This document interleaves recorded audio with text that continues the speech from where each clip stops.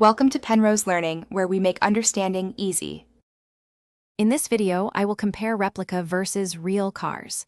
We'll delve into the significant differences that set them apart, from their initial cost to their performance on the road.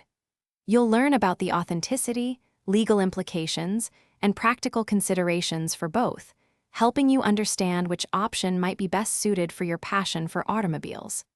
Let's get started by defining each type of vehicle. When considering cost, real classic cars can command prices well into the hundreds of thousands or even millions of dollars. Replicas, however, typically range from $20,000 to $100,000, making them far more accessible.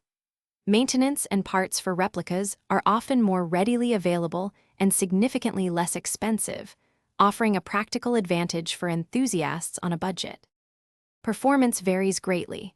Real cars offer an authentic, often raw driving experience, while replicas can sometimes surpass original performance with modern components. Authenticity is key for collectors, as real cars possess historical provenance.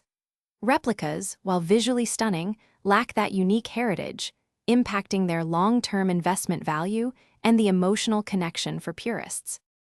Legally, registering and insuring a replica can be more complex due to their custom nature, sometimes requiring specialized policies. Real cars, especially classics, often have established legal frameworks. Safety standards also differ.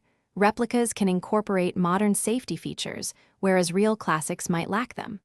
Ultimately, replicas offer an accessible driving experience, while real cars provide unparalleled historical significance and investment potential.